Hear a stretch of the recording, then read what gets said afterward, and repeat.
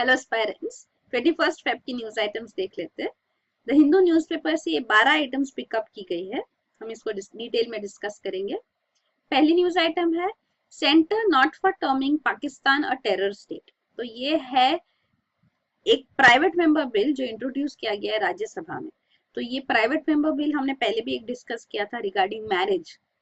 तो compulsory registration and restriction on extravagant expenditure, उसके लिए bill private member bill introduce किया गया था कि मैक्सिमम लिमिट होनी चाहिए कि कितना मैरिजेस में खर्चा होता है। तो अगर 5 लाख से ज्यादा खर्चा कर रहे हैं तो इन इन लोगों को एक तो पहले रजिस्ट्रेशन ऑफ मैरिज कंपलसरी होगा, नहीं तो पता ही नहीं चलेगा। तो वो एक पार्ट कंपलसरी करना, और फिर जो इससे ज्यादा 5 लाख से ज्यादा खर्चा करते मैरिजेस में, तो उनको एक 10% जो जितना अमाउंट खर्चा किया उसका 10% अमाउंट उनको कंट्रीब्यूट करना होगा for marriages of poor girls. तो ये लॉ ऐसे करके लाने की कोशिश की गई थ्रू प्राइवेट मेंबर बिल। तो ये प्राइवेट मेंबर बिल होता है as oppose to government bill. तो अगर एक मिनिस्टर बिल प्रपोज करता है तो उसको कहते हैं गवर्नमेंट बिल। तो minister is the executive, executive के थ्रू जो आ रहे हैं वो बिल्स गवर्नमेंट बिल्स होते हैं। और जो और कोई मेंबर ऑफ पार्लियामेंट अगर कोई बिल इंट्रोड्यूस करता है तो उसे कहते हैं प्राइवेट मेंबर बिल। तो प्राइवेट मेंबर बिल्स जनरली पास होना डिफिकल्ट होता है, मतलब लोकसभा से पास हो, राज्यसभा से पास हो और फिर प्रेसिडेंट एक्शन दे तो ही वो बिल एक्ट बनेगा। तो वो जनरली डिफिकल्ट होता है। पर government bill is generally how all the bills are introduced and passed. तो ये एक प्राइवेट मेंबर बिल है राज्यसभा में। Declaration of countries as sponsor of terrorism bill 2016। तो ये बिल में ये है कि जब कंट्रीज हो जैसे पाकिस्तान जैसे, उनको टेरर स्टेट्स डिक्लेयर करना चाहिए। तो उनके ऊपर उनके जो सिटीजन्स है उनको उनके ऊपर लीगल, इकोनॉमिक और ट्रैवल सैंक्शंस लाने चाहिए। तो ये बिल प्रमोट किया जा रहा है। तो ये सेंट्रल गवर्नमेंट ने क्लियरली इसको अपोज किया। उन्होंने कहा है कि this goes against international relations under the provisions जो है उसके under the Geneva convention. So Geneva convention is an international set of norms. तो ये उसके अगेंस्ट जाते हैं। और जिनीवा कन्वेंशन एक्चुअली है for law, for norms during Wars. तो अगर आप कोई कंट्री के साथ वॉर पे भी हो तो आपको उसको कैसे ट्रीट करना है वो इसमें लिखा है, मतलब इंटरनेशनल रूल्स ऑफ वॉर। तो 4 मेजर जिनीवा कन्वेंशन होते हैं। 1864 में ये जिनीवा कन्वेंशन ऑन ट्रीटीज ये आया था स्विट्जरलैंड में। तो उसके बाद फिर रेड क्रॉस भी इसके अंडर इनिशिएट किया गया कि जो during wars how to take care of soldiers, for that purpose Red Cross establish किया गया है। तो ये 4 कन्वेंशन फाइनली ड्राफ्ट हुए 1949 में। तो ये 4 कन्वेंशन ऐसे, पहला है for taking care of armed forces जो वुंडेड है, सिक है on the field. Second is for shipwreck sellers और जो आर्म फोर्सेस सी पे है उनका ध्यान रखने के लिए। और तीसरा है फॉर प्रिजनर्स ऑफ वॉर। जो प्रिजनर्स ऑफ वॉर हर एक कंट्री अगर प्रिजनर्स ऑफ वॉर जो लेते हैं तो उनको कैसे ट्रीट करना है वो उसके ऊपर भी प्रोविजंस है। And finally fourth provision is protection of civilians in times of war. तो अगर वॉर पे भी आप हो तो सिविलियंस को प्रोटेक्ट करना होता है। तो ये जो लॉ है, ये जो लॉ मतलब ये बिल जो इंट्रोड्यूस किया जा रहा है, इधर सिविलियंस के ऊपर रिस्ट्रिक्शंस डालने की बात हो रही है। तो इसीलिए ये हाईलाइट किया गया है। गवर्नमेंट ने कहा है, home ministry, that we are opposing the bill. तो वो क्लियर हो गया है। उन्होंने ये भी कहा कि डिप्लोमेटिक रिलेशंस पाकिस्तान के साथ हमने रखे ही है। Even during Kargil war, operation पराक्रम, डिप्लोमेटिक रिलेशंस कंटिन्यूड। तो वो उन्होंने हाईलाइट किया। फिर अगला न्यूज आइटम है Trump still target same 7 Nations. तो ये president Donald Trump of USA, उन्होंने इमिग्रेशन बैन जो इनिशिएट किया था, एक एग्जीक्यूटिव ऑर्डर लाया था टू पुट इमिग्रेशन बैन। तो 7 मुस्लिम मेजोरिटी कंट्रीज है ये, वेस्ट एशिया और अफ्रीका की। ये ईरान, इराक, सीरिया, यमन और सोमालिया, सूडान और लिबिया, ये 3 अफ्रीका की है। तो इन कंट्रीज, ये मुस्लिम मेजोरिटी कंट्रीज है, इन कंट्रीज से जो भी लोग आते हैं अगर उनके पास वैलिड वीजा हो, अगर वो ग्रीन कार्ड होल्डर्स हो, कुछ भी हो, उनको अलाउड नहीं होगा। इवन जो सीरियन रेफ्यूजीज थे उनके ऊपर फुल रिस्ट्रिक्शन लगाया गया कि कोई भी सीरियन रेफ्यूजी अलाउ नहीं किया जाएगा आपसे। और इनके ऊपर 3 मंथ्स रिस्ट्रिक्शन था कि नहीं अलाउ किए जाएंगे। तो ये एग्जीक्यूटिव ऑर्डर को चैलेंज किया गया और फेडरल कोर्ट ने इसको कैंसिल कर दिया। तो ये उधर हेल्ड अप हो गया, it has put the stay on this. तो अब एक फ्रेश एग्जीक्यूटिव ऑर्डर इशू करने का प्लान हो रहा है। तो उसमें क्लियर हो रहा है कि ये सेम 7 कंट्रीज को फिर से टारगेट किया जा रहा है। पर यहाँ पे अब वीजा जिनके पास है, वैलिड वीजा है, उनको अलाउ किया जाएगा। ग्रीन कार्ड होल्डर्स है उनको अलाउ किया जाएगा। जो डुअल सिटीजन भी है यूएस और ये कोई भी एक कंट्री के साथ, तो उनको भी एग्जेम्प्ट किया जाएगा, उनके ऊपर ये एप्लीकेबल नहीं होगा। तो वो है। और इवन सीरियन रेफ्यूजीज के लिए भी डायरेक्ट रिजेक्ट करना उनका वीजा, ये भी उसमें प्रोविजन अभी नए एग्जीक्यूटिव ऑर्डर में ड्राफ्ट में नहीं है। तो ये उसकी न्यूज है। तीसरा न्यूज आइटम है Uttarakhand playing with forest fire. तो समर मंथ्स में और मानसून से पहले तक ये उत्तराखंड में काफी फॉरेस्ट फायर्स होते हैं। तो लास्ट ईयर अप्रैल मई में जो फॉरेस्ट फायर हुआ था उत्तराखंड में, उसमें 4434 हेक्टर्स जो फॉरेस्ट का लैंड था वो पूरा फायर में नष्ट हो गया। तो इससे इवन वाइल्ड लाइफ बायोडाइवर्सिटी को अफेक्ट होता है, ग्लोबल वार्मिंग होता है, ये फॉरेस्ट जो है इकोलॉजिकल सोर्स ये पूरा डिस्ट्रॉय हो जाते हैं। तो it's a huge loss, huge amount of timber is lost. So it's a huge loss as such, along with the global warming and the environmental damage which is caused. तो ये इनको steps लेना चाहिए to control them. तो इस Uttarakhand fire में last year भी MI-17 helicopters लाए गए टू डाउस द फायर्स।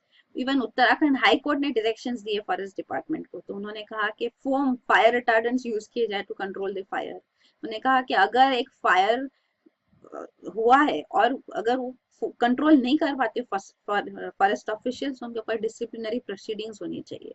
अगर फॉरेस्ट फायर 72 आवर्स से ज्यादा चला तो जो चीफ है फॉरेस्ट, जो चीफ है उनको सस्पेंड किया जाए।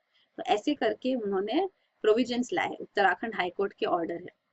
तो ये सारे इवन फोम और फायर रिटार्डेंट्स के बारे में जो फॉरेस्ट डिपार्टमेंट ऑफिशियल्स है वो कहते हैं कि ये यूज करना थोड़ा हजार्डस हो सकता है क्योंकि इसमें केमिकल्स है और ये फिर वाटर को पॉइजन कर सकते हैं। पर जो इमीडिएट रिक्वायरमेंट है, क्योंकि as soon as this is stopped, forest fire is stopped, तो the most effective way which can be done through this वो यूज करना चाहिए। तो पर एक कंसर्न है कि these are chemicals, so they affect the water and the environment as such। तो वो है। और ये बहुत फास्ट फॉरेस्ट फायर स्प्रेड होता है बिकॉज जो रॉ मटेरियल है, लीव्स ट्रंक्स वगैरह है, जो स्टेम्स, वो इजीली फॉरेस्ट वो फायर को प्रोपेगेट करती है। तो it soon spreads within some fraction of a time, it spreads to a large distance. तो ये है। फिलहाल वो लोग जो फॉरेस्ट ऑफिशियल्स है वो विलेजर्स के साथ कोऑर्डिनेशन कर रहे हैं कि अगर कोई फायर क्राइसिस कुछ हुआ तो स्टेप साथ में लिए जा सके। इवन फायर अलर्ट्स के लिए SMS भेजने का जो सिस्टम है, तो पहले फायर होने के बाद अलर्ट्स भेजे जाते थे, अभी SMS अलर्ट बिफोर फायर भी भेजे जाएंगे। तो उसके लिए देहरादून मेटेरोलॉजिकल डिपार्टमेंट के साथ कोलैबोरेट कर रहे हैं फॉरेस्ट ऑफिशियल्स कि प्रेडिक्ट किया जा सके और ये अलर्ट्स भेजे जा सके। तो ये है। अभी भी फेब 2017 में, अभी थोड़े दिन पहले भी नंदा देवी बायोस्फीयर रिजर्व जो है उत्तराखंड में, वहाँ पे फॉरेस्ट फायर इंस्टेंस हो चुका है। तो steps to be taken for this are very much essential. तो वो बात है। तो ये फॉरेस्ट फायर का कंसर्न जो है इंडिया में काफी ज्यादा है। तो फॉरेस्ट फायर के कॉजेज मतलब नेचुरल भी हो सकते हैं, लाइटिंग से स्ट्रक व्हाइट ट्री फायर हो जाता है, तो वो भी नेचुरल प्रोसेस से भी होता है। जनरली जब टेम्परेचर्स काफी ज्यादा होते हैं समर टाइम्स में और जब ह्यूमिडिटी बहुत कम होती है, मतलब ड्राइनेस होती है, तब ये फॉरेस्ट फायर्स होते हैं। तो it can be any cause, natural cause, even man made cause, some neglect which is seen, like a cigarette thrown or something too can also spark and result in a complete forest fire। ये है। Of course consequences तो इसके adverse ही है। Plus ये India में forest fire के concerns है, काफी बड़े बड़े ऐसे शॉकिंग इंसिडेंट्स हो चुके हैं। 4 वर्स्ट फॉरेस्ट फायर्स जो है 95 में ये उत्तराखंड में ही हुआ है। गंगा यमुना वाटरशेड एरिया में ये 1999 में हुआ है। फिर ये महाराष्ट्र में मेलघाट जो फॉरेस्ट है यहाँ पे हुआ है बड़ा फॉरेस्ट फायर। और ये हिमाचल प्रदेश का भी है 2010 में। और अब उत्तराखंड में सबसे ज्यादा हुए। एक 2014 का केस है, 2015 में और बड़ी एरिया में हुआ है और 2016 में और ये फैला है बड़ी एरिया में। तो ये उत्तराखंड फायर फॉरेस्ट फायर का केस वर्स होते जा रहा है every year. So this has to be tackled effectively. Forest cover India में 21.34% है। तो 50% of the forest area in India ये फायर प्रोन है। यहाँ पे फायर के कंसर्न से फॉरेस्ट फायर हो सकते हैं। ये सारे नेशनल पार्क सेंचुरीज भी है। ये नंदा देवी जहाँ पे अभी फॉरेस्ट फायर का इंसिडेंट रिपोर्ट हुआ थोड़े दिन पहले, तो ये भी आपको देखते रहना चाहिए map regarding forest, regarding national parks and wildlife sanctuaries. फिर अगला न्यूज आइटम है AP's bid to reduce sanctuary size rejected. तो Andhra Pradesh state legislative assembly ने एक रेजोल्यूशन पास किया कि कोल्लेरू वाइल्ड लाइफ सेंचुरी का एरिया रिड्यूस किया जाए। तो ये साइज उसका जो बाउंड्री होती है, contour means boundary, border, outline, तो ये आउटलाइन जो उनका 5+ है उसको 3+ किया जाए। तो ऐसा रेजोल्यूशन पास किया गया। तो इसीलिए national board of wild life जो है, तो ये स्टैट्यूटरी बॉडी है under the wild life protection act of 1972। तो ये अपेक्स बॉडी है, ये एडवाइजरी बॉडी है actually, but this is apex body for various provisions for wild life sanctuaries, national parks in the country. तो ये जो national board for wild life है, इन्होंने एक वर्किंग ग्रुप कॉन्स्टिट्यूट किया, headed by wild life institute of India professor है ये are सुकुमार। तो उनके अंडर ये कमेटी वर्किंग ग्रुप सेटअप किया गया। तो उन्होंने अपना रिपोर्ट सबमिट किया।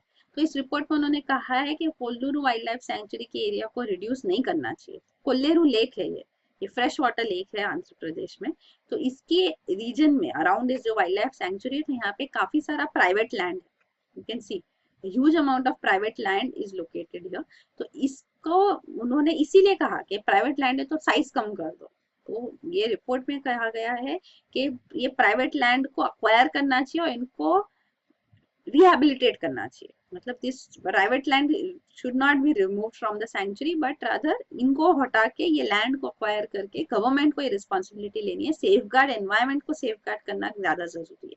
तो इट हैज कम्प्लीटली रिजेक्टेड कि एरिया कोल्लेरू वाइल्ड लाइफ सेंचुरी का कम नहीं होगा, बल्कि वो कह रहे हैं कि और जो कंसर्न्स की एरिया है जैसे बर्ड कॉन्ग्रीगेशन एरियाज है, तो इनको कोर जोन्स माना जाए। यहाँ पे ह्यूमन डिस्टर्बेंसेस नहीं होने चाहिए बिल्कुल भी। Even ecologically sensitive Jones ESZs भी डिक्लेयर करने चाहिए। तो ये ट्रांजिटरी जोन्स होते हैं। एक तो प्रोटेक्टेड एरियाज होते हैं, उनके एडजॉइनिंग जो जोन्स है, माइग्रेटरी ट्रांजिशन जो हो रहा है, जैसे कि एक प्रोटेक्टेड एरिया से आउटसाइड एरिया में आने के बीच में जो है, उनको इकोलॉजिकली सेंसिटिव जोन्स माने जाते हैं। तो ये डिक्लेयर करने चाहिए up to the present boundary. तो ये उनका रिकमेंडेशन है, कम करने का बिल्कुल रिकमेंडेशन नहीं है। उन्होंने ये भी कहा है कि जो कोल्लेरू लेक है, इसमें जो रिवर वाटर फ्लो होता है, बुदामेरू रिवर है, जो जो वाटर यहाँ फ्लो होके कोल्लेरू लेक में आता है, तो ये रिवर को अभी डाइवर्ट किया जा रहा है।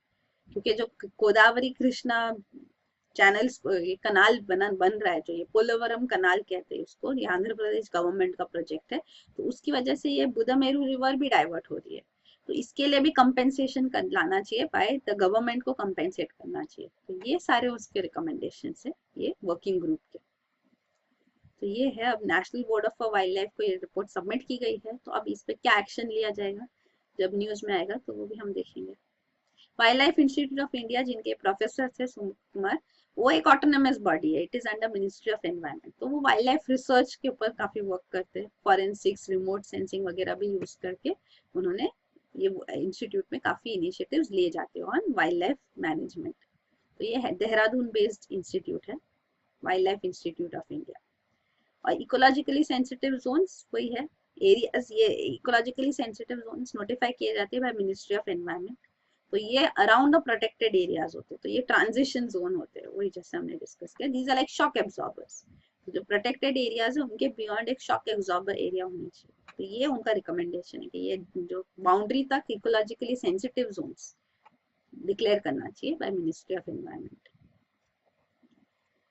फिर ये है उड़ीसा का मैप, ये है आंध्र प्रदेश का मैप, ये तेलंगाना है with Hyderabad as its capital. Andhra Pradesh is building its own new capital Amaravati. ये है कोल्लेरू लेक, यहाँ पे ये गोदावरी रिवर, और ये उसकी डिस्ट्रीब्यूटरीज है बिफोर द डेल्टा जो फॉर्म होता है before it drains out into bay of Bengal. वो है, it's a fresh water lake Kolleru lake. और एक लेक जो आंध्र में है वो है पुलिकट लेक। तो Pulicat lake you can see it is a lagoon. तो ये लैंड बैरियर है, तो ये ब्रैकिश वाटर लेक है। तो यहाँ पे ब्रैकिश वाटर है, it's the second largest brackish water lake in the country. The first one is of course Orissa में जो है चिलिका लेक। फिर ये पोलावरम प्रोजेक्ट के बारे में बताया गया। तो एक गोदावरी रिवर पे प्रोजेक्ट होगा, तो इससे इरिगेशन फैसिलिटीज आएगी, तो डेल्टा ये अब 2 रिवर्स कनेक्ट हो रहे हैं, जैसे ये देख रहे हैं, ये कनाल बनेगा, कनाल रीजन है वो दिखाया गया है। तो बस इससे इरिगेशन फैसिलिटीज आएगी, इवन हाइड्रो इलेक्ट्रिसिटी पोटेंशियल होगा, तो डैम बनेगा तो हाइड्रो पावर भी जनरेट हो सकता है, ड्रिंकिंग वाटर सप्लाई का बेनिफिट भी हो सकता है ये रीजन्स को।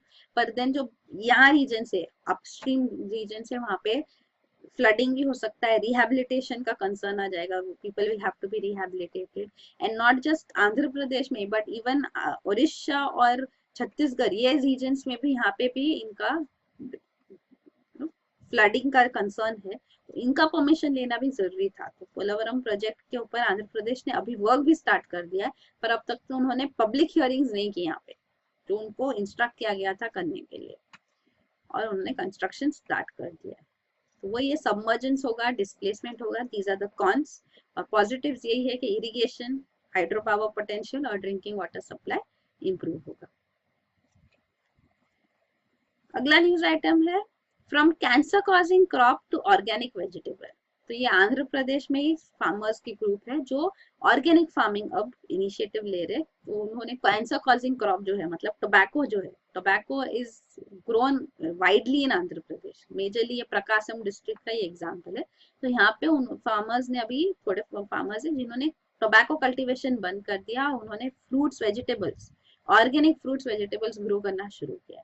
तो ऑर्गेनिक काफी डिमांड में है, हेल्थ के लिए भी बेनिफिशियल है, न्यूट्रिएंट्स भी उसमें काफी ज्यादा होते हैं, एंड इवन एनवायरमेंटली फ्रेंडली है। तो यहाँ पे जो है वो ऑर्गेनिक फ्रूट्स एंड वेजिटेबल्स वो ग्रो कर रहे हैं using bio fertilisers, bio pesticides, जैसे नीम वगैरह यूज करके वो ऑर्गेनिक फार्मिंग कर रहे हैं। Even micro irrigation, drip irrigation use कर रहे हैं, क्योंकि आंध्र में ड्रॉट का भी कंसर्न है। तो ये बेनिफिट्स वो ले रहे कि टोबैको भी ग्रो ना होगा और ऑर्गेनिक फार्मिंग ग्रो करके वो प्रमोट किया जाएगा, and it will be earning for the farmers as well. तो इवन टोबैको ग्रो करने से वो अपने फिंगर्स को भी उनको अफेक्ट होता था, तो दे बर्न देयर फिंगर्स आल्सो। तो अब वो उन्होंने छोड़ दिया। ये स्मॉल ग्रुप ऑफ फार्मर्स है जो उन्होंने ये किया, क्रॉप रोटेशन करते हैं, क्योंकि केमिकल फर्टिलाइजर्स जब यूज किए जाते हैं तो उससे जो यूजफुल एनिमल्स होते हैं, यूजफुल इंसेक्ट्स होते हैं, वो भी मर जाते हैं, प्लस फूड चेन भी इम्बैलेंस हो जाता है। तो इसीलिए केमिकल फर्टिलाइजर्स नहीं यूज किए जा रहे हैं, ऑर्गेनिक फर्टिलाइजर्स वगैरह यूज किए जा रहे हैं। तो ऑर्गेनिक प्रैक्टिसेस यूज करके कंपोस्टिंग, क्रॉप रोटेशन, ताकि सॉइल हेल्थ भी मेंटेन रहे, नहीं तो केमिकल फर्टिलाइजर से सॉइल हेल्थ भी खराब हो जाती है, बिगड़ जाती है। तो इसीलिए उन्होंने ये सारे इनिशिएटिव्स लिए हैं। This is organic farming. तो इसके बेनिफिट्स भी जैसे सॉइल फर्टिलिटी मेंटेन रहती है, इवन केमिकल फर्टिलाइजर से पोल्यूशन होता है, वाटर पोल्यूशन होता है, क्योंकि केमिकल फर्टिलाइजर्स यूज करो तो इरिगेशन रिक्वायरमेंट भी ज्यादा हो जाती है, और फिर जो वाटर होता है उसमें केमिकल्स के साथ ये जब ड्रेन होता है तो that is again water pollution. तो ये सारे concerns, even heavy water requirement भी नहीं होगा इतना। तो वो सारे पॉजिटिव एस्पेक्ट्स है ऑर्गेनिक फार्मिंग के, apart from being good for the health as such. फिर अगला न्यूज आइटम है blending humanness with health care solutions. तो ये जो सीरीज ऑफ आर्टिकल्स चल रहे हैं संडे से हिंदू न्यूज़पेपर में ऑन द एल्डरली पॉपुलेशन, उसी में ये नेक्स्ट आर्टिकल है। तो इसमें प्रोविजंस जो दिए गए हैं वो है, तो अब जब ये देखा जाता है कि एल्डरली पॉपुलेशन इंडिया में 80% जो एल्डरली है वो रूरल एरियाज में है, तो ये सर्विस डिलीवरी इनको मिलना, इन तक सर्विसेज पहुंचना बहुत जरूरी है। तो taking care of the elderly, उसके लिए यहाँ पे इस एरिया में, रूरल एरियाज में फोकस करना इम्पोर्टेंट है, बिकॉज मेजोरिटी यहाँ लोकेटेड है। Even there is a point of feminisation of elderly population. तो इसका मतलब है कि फीमेल्स जो है वो ज्यादा है अमंग्स द एल्डरली पॉपुलेशन, तो उन पे ध्यान देना जरूरी है, बिकॉज फीमेल्स आउटलिव मेल्स, उनकी एज जनरली जो है वो ज्यादा होती है देन मेल्स। तो even if you look at very old, मतलब अगर 80 इयर्स प्लस लोग देखोगे तो आप, तो उनकी एज और ज्यादा होती है, उनमें वुमेन और ज्यादा होती है, उन पे ध्यान देना जरूरी है। इवन 30% जो एल्डरली है वो बीपीएल है, बिलो पॉवर्टी लाइन है, तो ये भी एरिया ऑफ अटेंशन है कि इनको ध्यान देना चाहिए। तो इधर अभी फिलहाल और एक पॉइंट है, चौथी पॉइंट के इंसिडेंस ऑफ डिजीजेस भी इन पे ज्यादा होते हैं, हॉस्पिटलाइजेशन रेट्स भी एल्डरली के काफी ज्यादा होते हैं। तो वो है पॉइंट कि उनका हेल्थ केयर सोल्यूशंस भी उनको मिलने चाहिए अफोर्डेबल, तो ये काफी सारे अभी सर्विसेज स्टार्ट हुई है जिससे मिडिल क्लास भी ये हेल्थ केयर सोल्यूशंस ले सकते हैं, नर्सिंग सर्विसेज प्रोवाइड कर सकते हैं। बिकॉज पहले भी हमने आर्टिकल्स देखे कि अबैंडनमेंट ऑफ एल्डरली भी काफी बढ़ रहा है इंडिया में। हालांकि फैमिलीज के साथ एल्डरली पॉपुलेशन जो रह रहे हैं उसका परसेंटेज सबसे ज्यादा है, तो दे लिव विथ फैमिलीज, पर अबैंडनमेंट होता भी है। और मेनी टाइम्स ये भी हाईलाइट किया गया है कि अबैंडनमेंट का रीजन ये नहीं होता कि उन पे खर्चा करना पड़ रहा है, बट राधर ये होता है कि उनकी जो ध्यान डिपेंडेंसी है वो काफी बढ़ जाती है। तो even for things like urination वगैरह उनको असिस्टेंस लगती है। तो वो सारे बर्डन्स जो आते हैं, तो मेजरली वो कहा जाता है कि इस वजह से अबैंडनमेंट रेट्स भी काफी बढ़ रहे हैं इंडिया में। तो वही है, इनके लिए सर्विसेज प्रोवाइड करना जरूरी है। Apart from this, already government ने लॉ पास किया है कि कोई भी एल्डरली अबैंडन नहीं किया जाए, that is maintenance of senior citizens, maintenance and welfare of parents and senior citizens act of 2007। तो इसके अंदर कंपलसरी हो गया है ऑन दी चाइल्ड और ऑन दी जो बेनिफिशियरी रिलेटिव वगैरह है उनके पर कंपलसरी है कि वो वेलफेयर के लिए प्रोविजंस लाए। तो ये मेंटेनेंस ट्रिब्यूनल होता है। तो मेंटेनेंस ट्रिब्यूनल अवार्ड कर सकता है up to 10,000 per month as maintenance allowance to senior citizens by his child और रिलेटिव। और ये मेंटेनेंस ट्रिब्यूनल को 90 डेज में जजमेंट पास करना है, कोई भी कंप्लेंट आया उस पर। इवन अगर कोई प्रॉपर्टी ट्रांसफर हुआ है, इनहेरिटेंस हुआ है ये सीनियर सिटीजन का, और अगर वो निग्लेक्ट किया जा रहा है बाय द चाइल्ड और रिलेटिव जिसने इनहेरिट किया है, तो ये प्रॉपर्टी ट्रांसफर को भी नल एंड वाइड किया जा सकता है। तो वो इनहेरिट तो बाद में होता है, लेकिन ये ट्रांसफर पहले से कर दिए जाते हैं, तो वो ट्रांसफर को भी नल एंड वाइड करने के प्रोविजंस है इस एक्ट में। इवन अबैंडनमेंट के लिए इम्प्रिजनमेंट भी हो सकता है अप टू 3 मंथ्स, और फाइन भी साथ में लग सकता है, एंड और फाइन। तो ये सारे स्ट्रिंजेंट प्रोविजंस है इस लॉ के जो 2007 में इनैक्ट हुआ है। बाकी और भी प्रोविजंस जो लाने चाहिए, तो एक हेल्पलाइन होना चाहिए एल्डरली के लिए, वो सजेस्ट किया गया है। इवन पैलिएटिव केयर सेंटर्स होने चाहिए। तो पैलिएटिव केयर मतलब केयर फॉर टर्मिनली इल, मतलब जो अपनी डेथ बेड पे है, जिनकी हालत बहुत बुरी है, तो दे आर नियरिंग डेथ, तो उनके लिए केयर सेंटर्स गवर्नमेंट को एस्टेब्लिश करना चाहिए with PPP, public private partnership. तो ये मॉडल एक एस्टेब्लिश करना चाहिए, model palliative care centre in every town in the country. तो ये भी एक सजेशन इस आर्टिकल में दिया गया है। तो ये है रिगार्डिंग द एल्डरली। अगला न्यूज आइटम है Europe keen on resuming trade talks. तो ये यूरोपियन पार्लियामेंट के मेंबर्स है जिनका एक डेलीगेशन विजिट डिस्कस कर रहा है विद इंडिया के बायलैटरल इन्वेस्टमेंट्स अभी हो नहीं रहे हैं। मेनी बिजनेसेस जो ये यूरोपियन कंट्रीज है वो चाहते हैं कि इन्वेस्टमेंट इंडिया में करें, पर वो नहीं कर रहे क्योंकि क्लैरिटी नहीं है। क्योंकि प्रॉब्लम ये है कि एक तो बीटीआई है, ब्रॉड बेस्ड या bilateral trade and investment agreement, जो इंडिया और ईयू के बीच में निगोशिएट हो रहा है। तो ये निगोशिएशन काफी टाइम से चल रहा है। 2013 में इसको सस्पेंड कर दिया गया था टॉक्स को। तो ये फ्री ट्रेड अग्रीमेंट का ये नाम है, बीटीआईए या फिर एफटीए जो भी कहो, इसको स्पेसिफिक नाम बीटीआईए दिया गया। तो ये 2013 में सस्पेंड किया गया आफ्टर 16 राउंड ऑफ निगोशिएशंस। तो अब फिर से ये पिकअप किया ही नहीं गया है। तो ये कंसर्न तो है ही कि bilateral trade and investment agreement EU के साथ नहीं हो रहा है इंडिया का फाइनलाइज, प्लस जो ये bilateral trade and investment, bilateral investment treaties जो बोलते हैं बीआईटीज, मतलब इंडिविजुअल यूरोपियन कंट्रीज के साथ जो हमारी ट्रीटीज है वो भी अब हम एंड कर रहे हैं, मतलब उनको हम कंटिन्यू नहीं कर रहे, they are allowed to lapse. तो रीजन ये है कि जो ये प्रेजेंट बीआईटीज है, इन्वेस्टमेंट ट्रीटीज, इसके अंदर काफी सारे इन्वेस्टर्स जो है, तो ये इन्वेस्टमेंट ट्रीटीज मतलब इन्वेस्टर्स को सेफ गार्ड भी देते हैं, मतलब फॉरेन कंट्री से जो इन्वेस्टर्स आते हैं तो उनके इन्वेस्टमेंट्स को यहाँ सेफ गार्ड किया जाएगा। तो वो जो टैक्स अवर्जन करते हैं, टैक्स अवॉइडेंस करते हैं जो, तो उनके लिए जब हमने लॉज लाए, रेट्रोस्पेक्टिव लॉज लाए, तो उन्होंने इंडियन गवर्नमेंट को इंटरनेशनल कोर्ट्स में इंटरनेशनल आर्बिट्रेशन के लिए ड्रैग किया।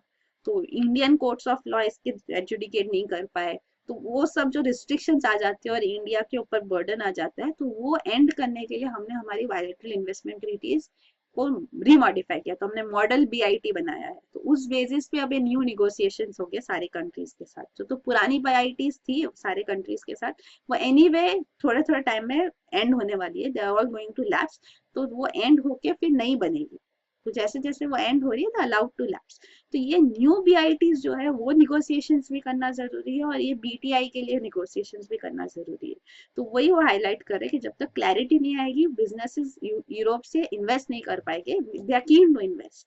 तो वो यहाँ पे ये यूरोपियन पार्लियामेंट मेंबर्स हाईलाइट कर रहे हैं कि स्टेप्स लेना चाहिए। वो कह रहे हैं कि एटलीस्ट 6 मंथ एक्सटेंशन दे दो, जो फिलहाल बीआईटीज है उनको दे दो। पर इंडियन गवर्नमेंट ने वही कहा है कि निगोशिएशंस करना जरूरी है, दोनों पे निगोशिएशन स्टार्ट होना चाहिए, इंडिया ईयू ट्रीटी पे भी और इंडिया इंडिविजुअल यूरोपियन कंट्रीज के साथ भी जो बीआईटीज है उन पे भी। तो ये इंडिया ने भी अपना स्टैंड क्लियर किया है। तो ये है रिगार्डिंग दैट। नीदरलैंड के साथ भी जो है ट्रीटी नवंबर 2016 में एंड हो गई, लैप्स हो गई। और Netherland is set to be having the largest number of people of Indian origin in Europe, second largest after UK. तो ये है जो हाईलाइट किया गया। तो वही है, निगोशिएशंस दोनों के साथ में पिकअप करो, बीटीआईएस भी और बीआईटीज भी। ऐसा इंडियन कॉमर्स मिनिस्टर ने अपना स्टैंड क्लैरिफाई किया इंडिया का। फिर ये बीटीआई के बारे में भी, bilateral trade and investment treaty जो था, ये ब्रॉड बेस्ड भी कहते हैं इसको, broad based trade and investment treaty. तो ये अग्रीमेंट जो है ये इंडिया ईयू के बीच में होगा और इसके निगोशिएशंस चल रहे हैं। और इंडिया का इंटरेस्ट यहाँ पे ये है कि उसको ट्रेड इन सर्विसेज में एक्सेस मिलेगा। तो मोड 1 और मोड 4 में वो इंटरेस्टेड है। तो ये 4 मोड्स है ट्रेड इन सर्विसेज में under WTO gets, general agreement on trade in services. 4 modes of supply होते हैं सर्विसेज के: cross border trade, consumption abroad, commercial presence और मूवमेंट ऑफ नेचुरल पर्सन्स। तो क्रॉस बॉर्डर ट्रेड मतलब example दिया जा रहा है जैसे, तो एजुकेशन में जैसे, तो हम ट्रेड मतलब अपनी सर्विस बाहर प्रोवाइड कर रहे हैं, मतलब कंट्री ए कंट्री बी में प्रोवाइड कर रही है। तो जैसे डिस्टेंस लर्निंग प्रोग्राम है, तो ए कंट्री ये सिर्फ रिले कर रही है, क्रॉस बॉर्डर ये जा रहा है सर्विस। तो ये है। सेकेंड मोड है जो वो है कंजम्पशन अब्रॉड, मतलब दूसरी कंट्री का, बी कंट्री का एक रेसिडेंट सिटीजन इंडिया में आके कोर्स अटेंड करता है। या जैसे कंजम्पशन अब्रॉड का टूरिज्म एग्जांपल होता है, टूरिस्ट जैसे आते हैं तो कंजम्पशन अब्रॉड है, टूरिज्म इज सर्विस सेक्टर। तीसरा है कमर्शियल प्रेजेंस, मतलब एक यूनिवर्सिटी एग्जांपल दिया गया है, जैसे university from A country B country में अपना सेंटर एस्टेब्लिश करे, तो दैट इज कमर्शियल प्रेजेंस। और चौथा है मूवमेंट ऑफ नेचुरल पर्सन, मतलब खुद वो पर्सन जाके वहां पे सर्विसेज प्रोवाइड करे, मतलब एक प्रोफेसर इंडिया का जाके वहां कोई सर्विस कोर्स पढ़ाए कंट्री बी में। तो वो ये 4 मोड्स ऑफ सप्लाई है। इसमें इंडिया को 1 और 4 में इंटरेस्ट है और ईयू को 3 में प्रेजेंट है, वो कमर्शियल प्रेजेंस चाहती है। तो वही यहाँ पे दिया गया है मोड 1 जो है, तो अपना BPO, business process outsourcing, KPO, knowledge process outsourcing, तो कंजम्पशन, ये क्रॉस बॉर्डर ट्रेड है, मतलब हमारी सर्विसेज इंडिया से वहां पे जाएगी। तो आईटी एनेबल सर्विसेज भी वगैरह ये मोड 1 में कवर हो सकती है, तो इंडिया को बेनिफिट होगा। और मोड 4 जो जहाँ पे एक्चुअल स्किल प्रोफेशनल्स जाके वर्क करते हैं, तो वो हमको इंटरेस्ट है इसमें। और एक इंडिया का डिमांड है ईयू से, वो है कि डेटा सिक्योर स्टेटस इंडिया को दिया जाए under EU, because European union के नॉर्म्स के अंदर अगर डेटा सिक्योर स्टेटस नहीं होता है तो आईटी फर्म्स जो होती है उनको फंक्शन करने में डिफिकल्टी होती है। तो डेटा प्रोटेक्शन होना जरूरी है। तो डेटा प्रोटेक्शन लॉज स्ट्रॉन्ग है कंट्री में कि नहीं, उस बेसिस पे डेटा सिक्योर स्टेटस दिया जाता है। तो ये है, ये बायलैटरल ट्रेड है दोनों के बीच में, इंडिया ईयू के बीच में। और एफडीआई जो ईयू से आता है इंडिया में, वो बताया गया है। और ईयू का इंडिया में क्या इंटरेस्ट है, वो मोड 3 में इंटरेस्टेड है, मतलब जैसे एफडीआई मल्टी ब्रांड रिटेल में लाया जाए, इंश्योरेंस सेक्टर में लाया जाए, वो अपने प्रेजेंस, कमर्शियल प्रेजेंस यहाँ स्टैब्लिश करे, तो वो चाहते हैं एफडीआई लिमिट्स बढ़ाई जाए।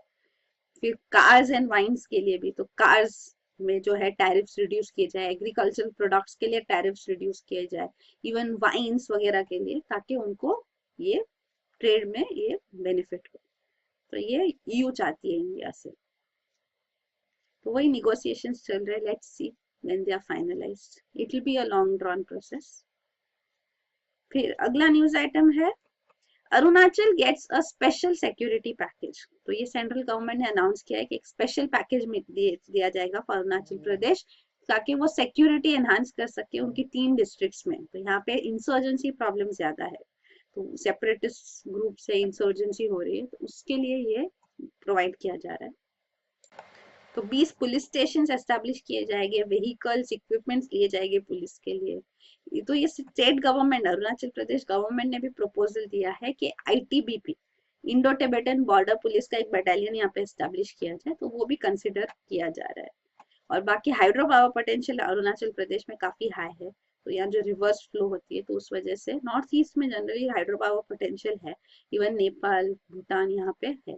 तो ये हिमालयन स्टेट्स है यहाँ पे। तो ये हाइड्रो पावर पोटेंशियल यूज करने के लिए कनेक्टिविटी और इंफ्रास्ट्रक्चर होना भी जरूरी है, वो होम मिनिस्ट्री ने हाईलाइट किया है। तो उन्होंने कहा है कि यहाँ पे उसमें भी इन्वेस्टमेंट करना जरूरी है। तो यहाँ पे रोड्स ब्रिजेस के लिए भी काफी प्रोजेक्ट्स इनिशिएट किए गए हैं। अगला न्यूज आइटम है Pakistan Titan security on Afghan border. तो यहाँ पे न्यूज आ रही है कि पाकिस्तान आर्मी ने हेवी आर्टिलरी मूव की है टुवर्ड्स अफगान बॉर्डर। तो टेरर अटैक्स काफी सारे अभी पाकिस्तान में हुए, लेटेस्ट भी हमने डिस्कस किया था सूफी श्राइन पे जो अटैक हुआ था पाकिस्तान में। तो इसके रिस्पांस में उन्होंने टेररिज्म को कम्बैट करने के लिए उन्होंने अग्री किया है कि ये स्टेप लिया गया है, क्योंकि काफी सारे जो टेररिस्ट ग्रुप्स है इनके कैंप्स पे भी अटैक किया गया है, तो टारगेट किया गया है बाय द मिलिट्री। तो ये कहा जाता है एक्यूजेशन कि ये ग्रुप्स जो है वो अफगानिस्तान में छुप जाते हैं, तो ये उनको सेफ हेवन वहां पे मिलता है। और अफगानिस्तान हमेशा पाकिस्तान पे एलिगेशंस लगाती है, क्योंकि अफगानिस्तान कहती है जो टेररिस्ट अटैक्स अफगानिस्तान में होते हैं ये टेररिस्ट जाके बॉर्डर क्रॉस करके पाकिस्तान में छुप जाते हैं। तो पाकिस्तान गवर्नमेंट एक्शन नहीं ले रही है उनके अगेंस्ट। तो ये अफगानिस्तान ने कई बार हाईलाइट कर चुका है और पाकिस्तान को कहा है कि एक्शन ले वो इन टेररिस्ट ग्रुप्स के अगेंस्ट। तो अब वो खुद भी यही एलिगेशन लगा रहे ऑन अफगानिस्तान। तो वही है सेफ हेवन्स वहां पे है, वो कह रहे हैं। फिर अगला न्यूज आइटम है an Indian challenge to China in space.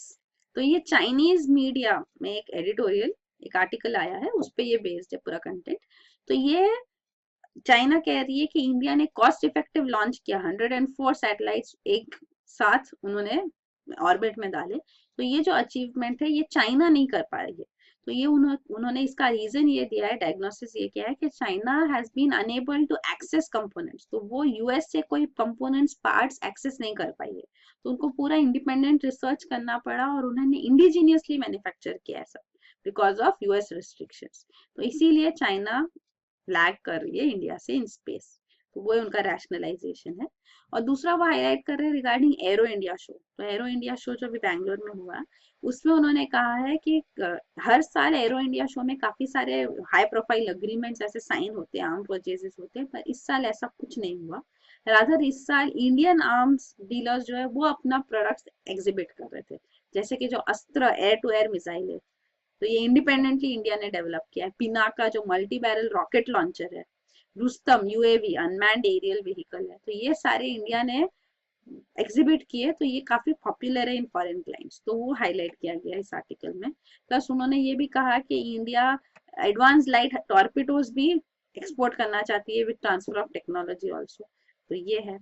Plus even जो यूएसए के साथ इंडिया का रिसेंटली जो अग्रीमेंट साइन हुआ LEMOA, that is logistics exchange memorandum of agreement, तो उसके बेसिस पे अब यूएस नेवी यहाँ पे सर्विसेज रिपेयर रेट्रोफिटिंग करवा सकती है इंडियन डॉक्स पे।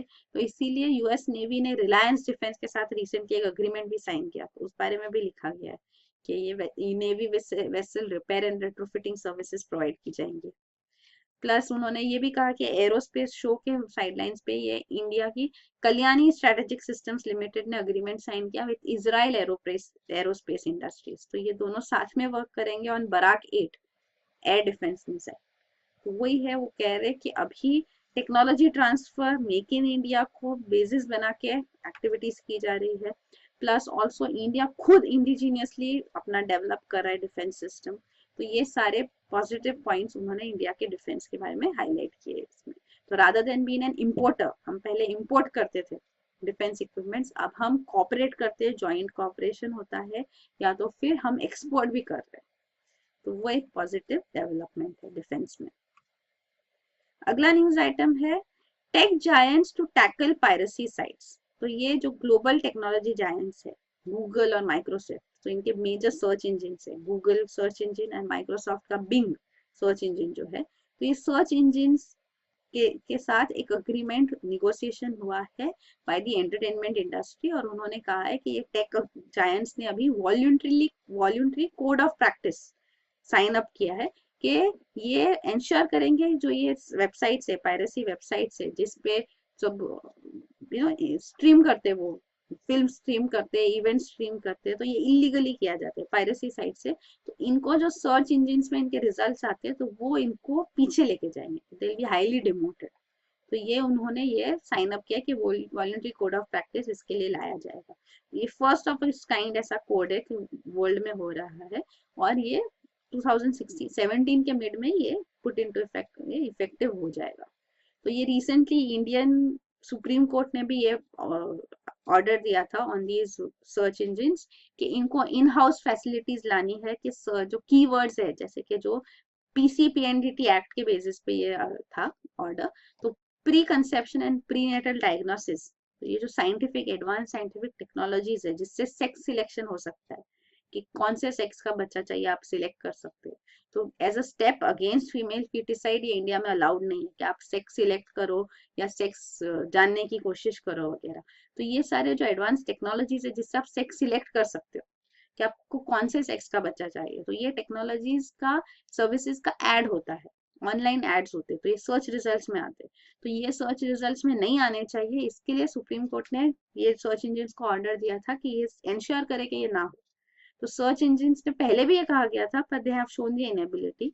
और इवन एक दिन पहले ये आर्टिकल भी एक आया था, lead article in the Hindu newspaper, जिसमें जो सुप्रीम कोर्ट के स्टैंड को क्रिटिसाइज किया गया, और ये one of the 3 reason examples थे कि जैसे उन्होंने ये पीसीपीएनडीटी के लिए कहा है, सर्च इंजिन पे ऑर्डर दिया है। तो ऐसे तो सुप्रीम कोर्ट के पास पावर है, वो ऑर्डर दे सकते हैं। और एक ऑर्डर दिया तो वही आर्ग्यू किया जा रहा था कि और कोई बेसिस पे भी ऑर्डर दिया जा सकता है।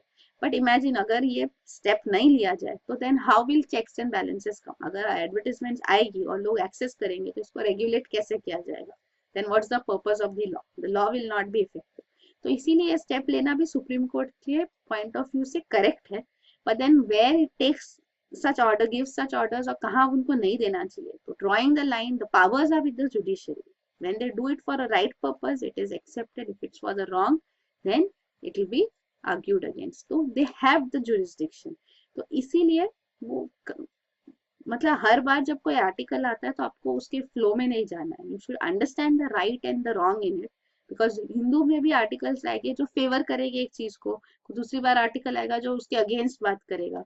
You have to maintain, you have to decide your balance कि भाई आप क्या सही है, क्या रीजंस है, क्या इसको सही मान सकते हैं, क्या गलत है, इसको रिजेक्ट करना है तो आप रिजेक्ट भी कर सकते हैं। That is the amount of level of understanding जो आपको डेवलप करना है ताकि आप आंसर्स यूपीएससी में लिख सको।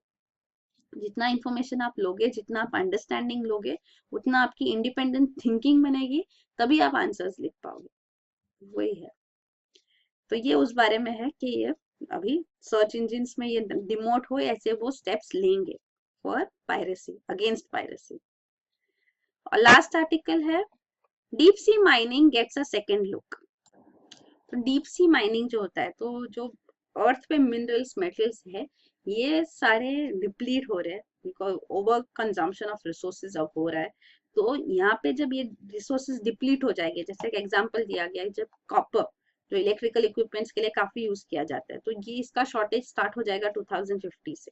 तो तब इसको सोर्स करने का अदर सोर्सेज इसके लिए ढूंढे जाएंगे, जब ये ऑल्टरनेटिव लाया जाए तो उसके लिए डीप सी माइनिंग एक ऑल्टरनेटिव है। तो इसको सेकेंड लुक देना ये हो रहा है कि अब ये इसके ऊपर अटेंशन दिया जा रहा है। तो डीप सी मतलब के जो क्रस्ट जो है, तो कॉन्टिनेंटल क्रस्ट तो है उसको माइनिंग हम कर रहे हैं, ओशनिक क्रस्ट भी है, तो ओशन के नीचे जो ओशन बेड है वहां पे भी मिनरल्स अवेलेबल है। तो वो ओशन बेड डीप सी में वहां माइनिंग करना ये कितना फिजिबल है, टेक्नोलॉजिकल एडवांसमेंट के बेसिस पे भी है, और प्लस पहले तो रिसोर्सेज के बारे में उसको जानना कि कितना रिसोर्स एस्टिमेटेड अवेलेबल है, तो that is also very important. तो वही है, काफी रिस्क भी है, इकोलॉजिकल एनवायरमेंटल हजार्ड भी है। जब वहाँ पे माइनिंग होगा तो इकोलॉजिकल रिसोर्सेज को अफेक्ट होगा, वहाँ पे एक्वेटिक लाइफ को अफेक्ट होगा, तो वहाँ इकोसिस्टम भी अफेक्ट होगा, वो भी कंसिडरेशन देना जरूरी है। तो सारे कंसर्न्स भी है पर ये किया जा रहा है because India also is one of the 27 countries जिन्होंने, चाइना भी है, जिन्होंने कॉन्ट्रैक्ट साइन किया विद इंटरनेशनल सीबेड अथॉरिटी कि वो रिसोर्सेज के लिए सर्च करेंगे इन सीबेड। तो ये इंटरनेशनल सीबेड अथॉरिटी जो है 1994 में एस्टेब्लिश हुई थी under UN clause, UN convention on law of the sea, जो 1994 से इफेक्टिव हुआ है।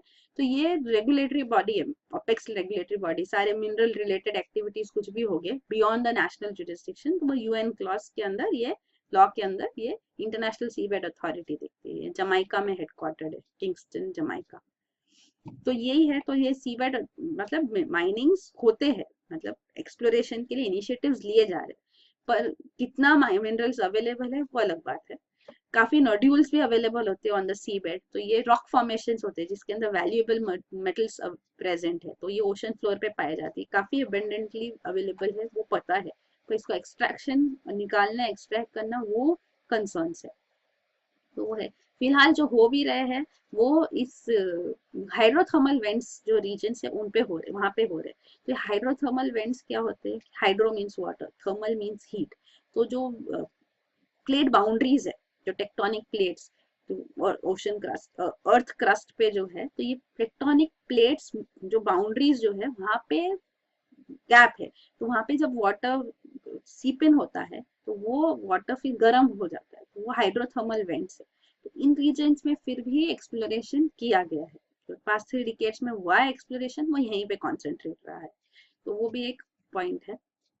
तो इसके ऊपर ही एनालिसिस हुआ है। तो काफी सारे rare minerals, rare earth metals भी जो है, जो काफी टेक्नोलॉजी में, मॉडर्न टेक्नोलॉजी में यूज होते हैं, जो लैंथेनाइट ग्रुप्स के मेटल्स होते हैं इन द पीरियोडिक टेबल, तो ये मेटल्स के लिए डीप सी माइनिंग करना करने का सोच सकते हैं, but there are environmental risk which also need to be highlighted.